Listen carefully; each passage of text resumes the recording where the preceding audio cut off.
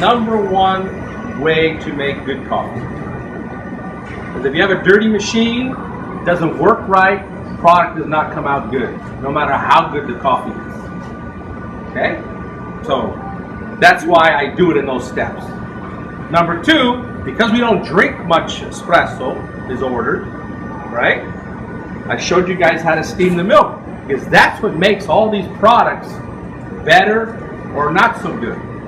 Is by if you steam the milk where you boil the milk, you get that volcano coming up and everything else, and you pour that into the coffee, what's that going to taste like?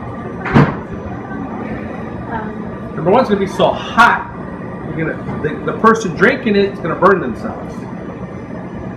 And you don't have any more taste in the product because it's so hot. So that's why too hot is not that good.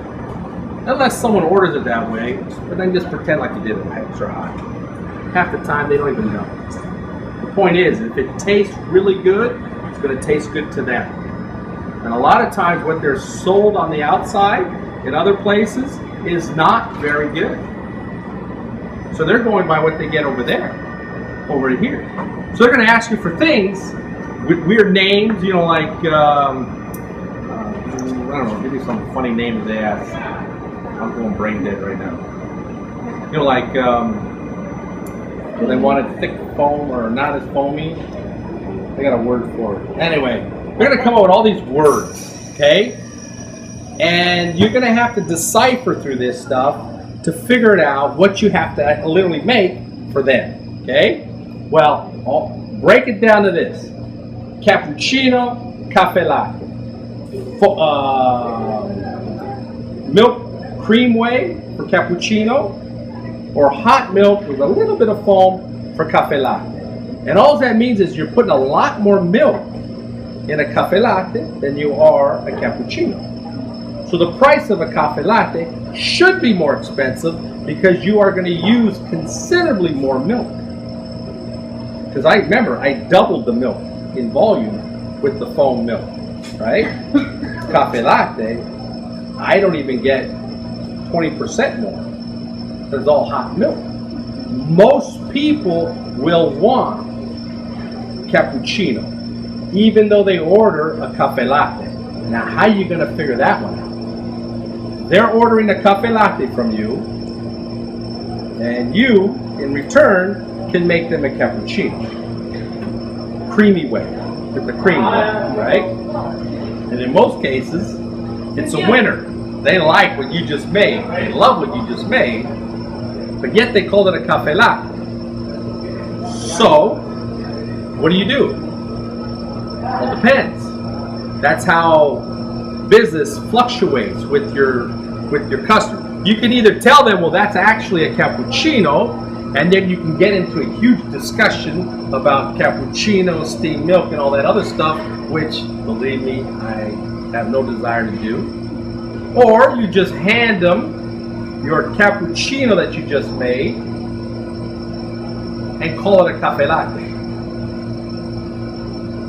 If they like the drink and they're willing to spend money for it and come back and get another one for it, that must mean it's working. So you got to do what works, and it's all about people. When you're serving people, it's all about people now. How friendly you are, and how fast you make their drink, you know, and how much they like it, and all that stuff. And, you know, regulars will order the same thing, if you haven't noticed.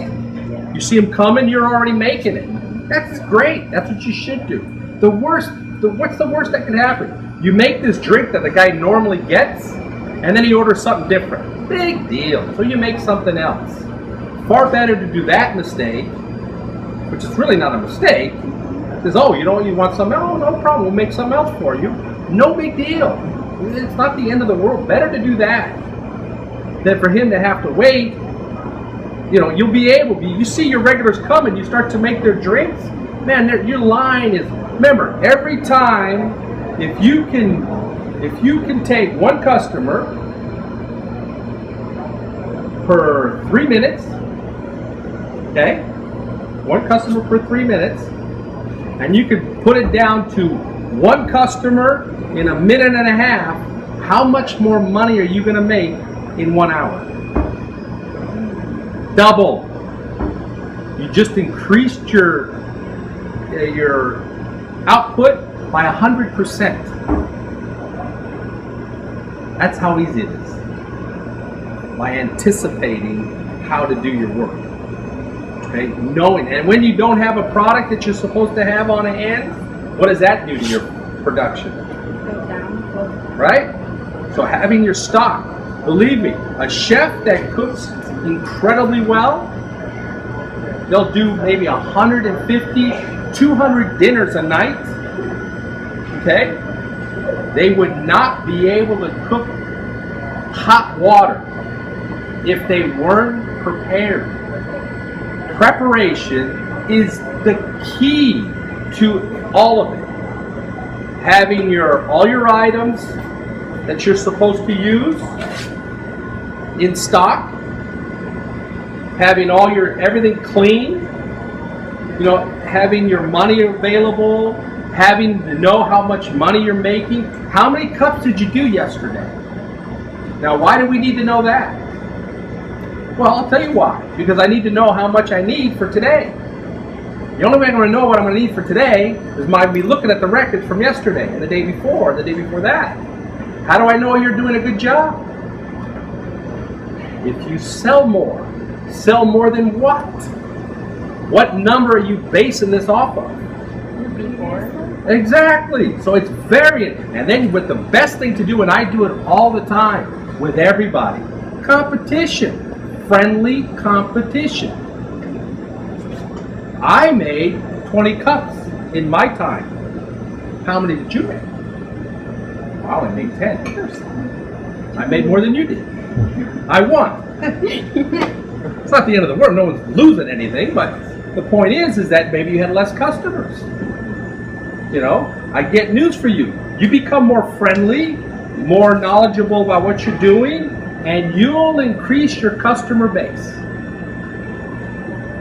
It's that simple. It is not rocket science. Trust me. So having all these facts and figures is as important as making the products and selling it to the customers. Because if you're not ready, you have nothing to sell. And if you're not ready, you're going to make crap. And if you make crap, you're not going to sell. Okay? And being open to complaints. And we turn a complaint into what? Into an opportunity to do better. It's that easy. They're giving you the resolution of the problem. It's easy.